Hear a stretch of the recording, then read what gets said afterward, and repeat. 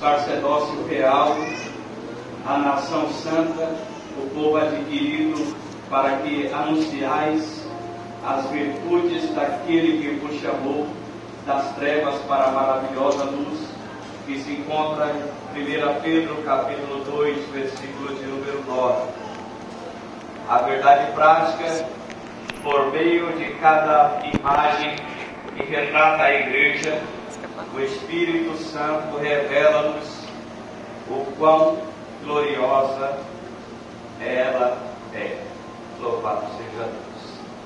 A leitura bíblica em classe está registrada em Efésios capítulo 5, verso 25 ao 32, e 1 Pedro capítulo 2, versos 9 e 10. Louvado seja Deus. Diz assim: vós maridos, amai as vossas mulheres, como também Cristo amou a igreja e a si mesmo se entregou por ela, para santificar e purificando-a com a lavagem da água pela palavra, para apresentar a si mesmo igreja gloriosa, sem mácula, sem ruga, sem coisa semelhante, mas santa e irrepreensível. Assim devem os maridos amar a sua própria mulher, como o seu próprio corpo. Que ama a sua mulher, ama-se a si mesmo. Porque nunca ninguém aborreceu a sua própria carne, antes a alimenta e sustenta, como também o Senhor a igreja, porque somos membros do seu corpo. Por isso deixará o homem seu pai e sua mãe, e unirá a sua mulher, e serão dois numa carne. Grande é esse mistério, digo, porém, a respeito de Cristo e da igreja. Mas vós sois a geração eleita, o sacerdócio real, a nação santa e o povo adquirido, para que anuncieis as virtudes daquele que vos chamou das trevas para a sua maravilhosa luz. Vós que em outro tempo não erais povo, mas agora sois povo de Deus, que não tinhais alcançado misericórdia, mas agora alcançaste a misericórdia. Louvado seja Deus, né, Deus? Um texto que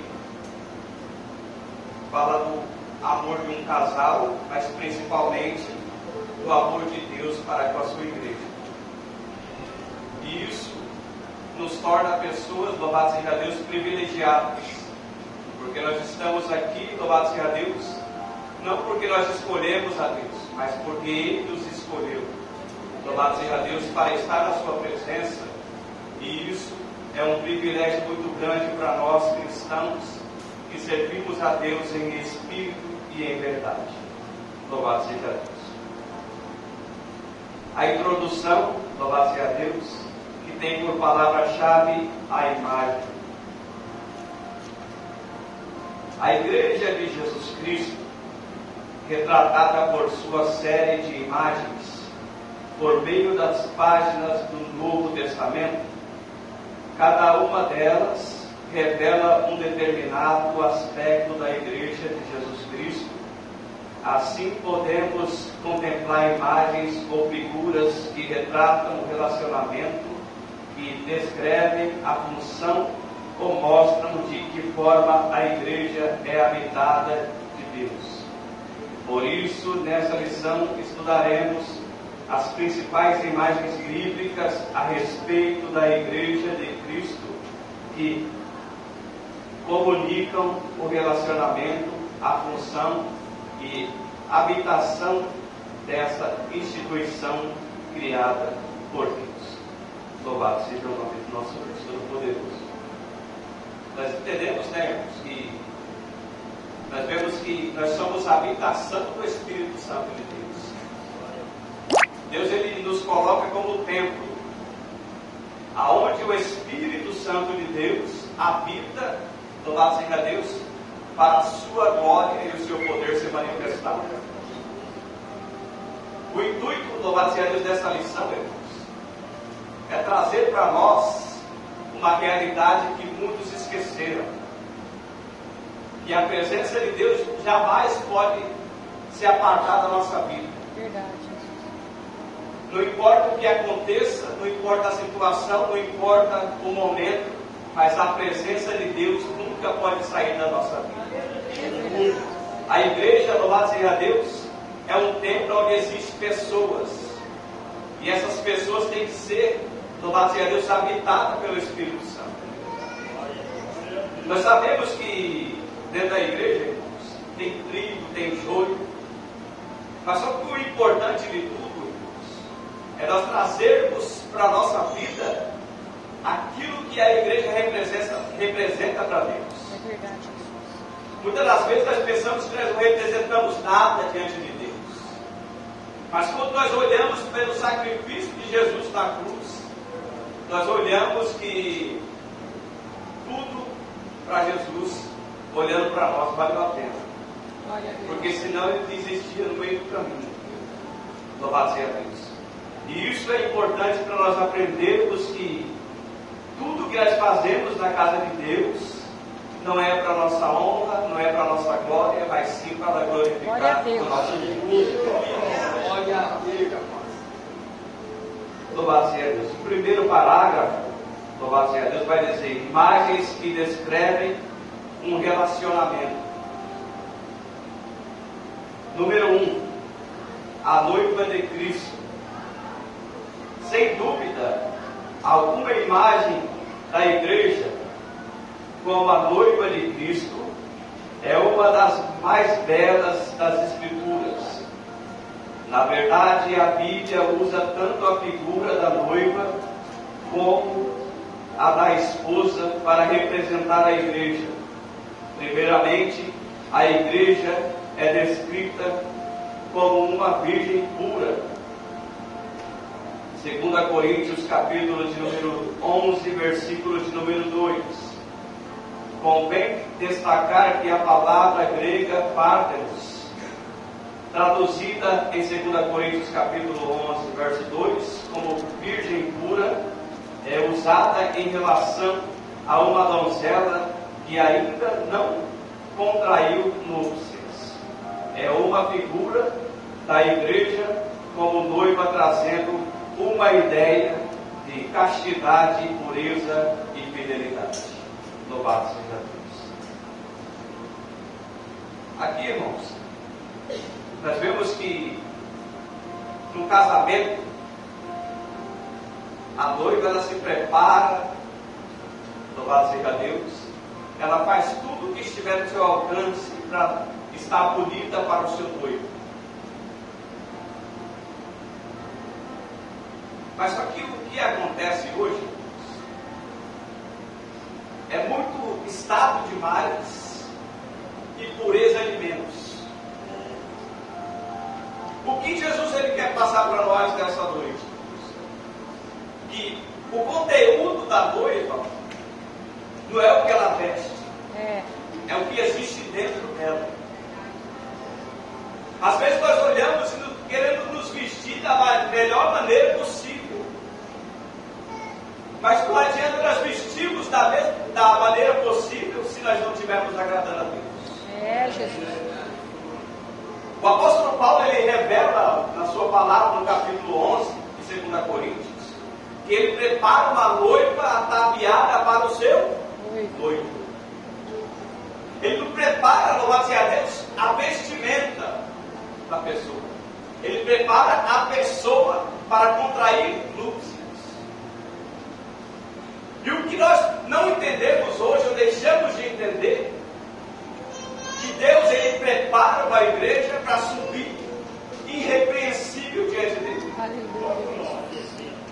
E nós precisamos nos encaixar nesse texto. O que o marido quer, ou o noivo quer? Uma pessoa que ele não olha somente para sua fisionomia, porque se muitos olharem para muitos aqui, vai voltar para trás, vai desistir. Mas ele queria mostrar para a pessoa que o que existia dentro dela é melhor do que a sua aparência. Oh, glória a Deus. E quando nós olhamos esse texto, nós vemos que a virgem pura é em todos os aspectos. Jesus ele preparou 10 virgens, mas 5 estavam com vestes núpcias e 5 não estavam. Se nós olharmos no caráter bíblico, por que elas ficaram fora? Porque não tinha azeite. E porque, louvado seja Deus, elas fugiram, louvado seja Deus, daquilo que é necessário para ser um cristão verdadeiro. Quando nós encontramos textos assim, irmãos, nós ficamos entusiasmados. Por quê? Porque muitas das vezes nós olhamos que a aparência ela conta mais do que existe dentro da pessoa. E isso não funciona com Deus. Porque ele disse, louvado seja Deus, para Samuel: não olha com seus olhos carnais, mas olha com seus olhos espirituais. Glória a Deus. Porque todos são bonitos e formosos e fortes, mas só que nenhum desses eu tenho escolhido. Então, o principal de todas as coisas é nos encaixarmos dentro da palavra de Deus. Se nós estamos fora, não adianta. Nós vamos correr, parece que nós vamos voltar sempre para trás. Então, o intuito da mensagem de hoje, irmãos, é criar, louvado seja Deus, até mesmo um conflito entre nós mesmos, para ver se nós estamos sendo noiva ou não. Eita, meu Deus! Louvado seja Deus. No segundo parágrafo, louvado seja Deus, vai dizer sobre a esposa de Cristo. Paulo retrata também, de forma vívida, a imagem da igreja como esposa. Efésios 5, 25 e 26. Assim como é destacada a pureza da noiva, é também a da esposa. Mas devemos ressaltar que esse relacionamento de Cristo com a igreja é fundamentado no amor. Cristo amou a igreja. Não é como um relacionamento frio, fundamentado apenas no dever, mas retrata um relacionamento fundamentado sobretudo na realidade do amor que se entrega e sacrifica. Cristo cuida da igreja e zela por ela, porque ama essa imagem do relacionamento amoroso entre Cristo e a sua igreja. Deve ser o parâmetro para o relacionamento de todas as coisas ou todos os casais cristãos. Louvado seja Deus. Está vendo, irmãos? A noiva, ela está se preparando para o passo. E a esposa, ela está se preparando, louvado seja Deus, para conviver. Porque é um relacionamento que não pode mais voltar atrás. É eterno. Noivado se destrói, acaba, ou não quer mais, acaba. Mas o casamento não destrói. E é por isso que Jesus Cristo nos mostra que todas as nossas escolhas são determinantes para uma vida feliz a Cristo. E tudo aquilo que convém a igreja fazer, nós temos que fazer. Mas aquilo que convém as pessoas fazerem, elas que têm que fazer. Às vezes as pessoas querem empurrão, né? Já viu aquelas pessoas que querem empurrão? Mas só que, irmão, empurrão não adianta. Se você não tem a determinação, a vontade, o desejo de fazer, você nunca vai fazer. Verdade. Mas entenda que a igreja, louvado seja Deus, assim como o casamento nosso humano, o que a Bíblia diz no começo da leitura bíblica em casa? Os maridos têm que amar a sua esposa assim como Cristo amou a sua igreja. E se for possível, dar a sua vida por ela. Mas aqui, irmãos, quem quer dar a vida pela esposa? Eita Deus. Quem vai se jogar na frente de um tiro pela esposa? Posso esconder. Não vai, né, irmão? Jesus ele disse bem claro: se for preciso dar a vida por ela, porque ela deu a vida, ele deu a vida por nós. Aí eu vejo, né, irmãos, esse tipo de amor que existe hoje, um amor fraco. As pessoas pensam que desejo é amor. E desejo não é amor, porque o amor tudo sofre, tudo suporta e tudo. Verdade. Glória a Deus. E se nós temos o amor um pelo outro, nós vamos suportar tudo um junto do outro. Glória a Deus. Nós vamos sofrer um lado do outro. Agora a pessoa que é individualista, você sofre sozinho. Ele casou por quê? Vixe. Por que casou? Qual foi o interesse? Carnal? Nós não temos que casar com a nossa esposa só pelos desejos carnais, mas sim para contrair algo diante de Deus. Glória O homem a Deus. não pode destruir. Aleluia. Aleluia. É por isso que o apóstolo Paulo disse que o amor tudo sofre, tudo crê, tudo suporta. E se nós não estamos preparados para isso, fica quietinho. Fica quietinho porque você não está preparado. O amor, irmãos, é incondicional. Eu amo a minha esposa pelo que ela pode fazer por mim. Eu amo porque Deus colocou esse amor sobre a minha vida por ela. As pessoas, ela conhece hoje, é a pessoa que ama. O amor, louvado seja Deus, irmãos, é com tempo, é adquirido. Aí as pessoas já olham, eu amo, eu quero, mas só que quando vai morar junto, me arrependi. E agora, o que nós vamos fazer? Aí o pastor foi lá, casou a pessoa, e como que vai fazer agora? É por isso que nós temos que ter a sã consciência daquilo que nós estamos fazendo, irmãos. Eu não sei porquê, louvado seja Deus, que o pastor escolheu para dar esse tema, mas tudo tem o seu propósito. E o que acontece em nós? Nós temos que ter propósito diante de Deus. Aleluia. Louvado seja o nome do nosso Deus Todo-Poderoso. Quando eu fui casar, irmãos, a pastora que me casou, não falou se eu queria ser fiel à minha esposa.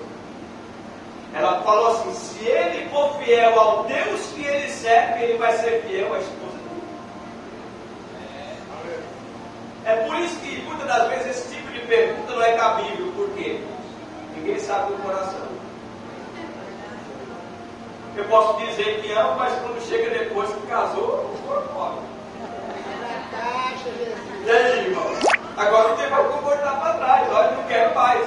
Agora é até que a morte se separe. Aguenta esse rojão aí, irmão. Eita glória. O 3. Agora nós somos rebanho de Deus. Quando reuniu os presbíteros na cidade de Éfeso, o apóstolo Paulo os exortou em Atos 20 e 28. Alguém prepara para ler para nós, por favor? Aqui a igreja é retratada com um rebanho de Deus e é uma metáfora que ilustra a relação existente entre as ovelhas e o pastor. Paulo deixa claro que esse rebanho custou um alto preço. Pode ter.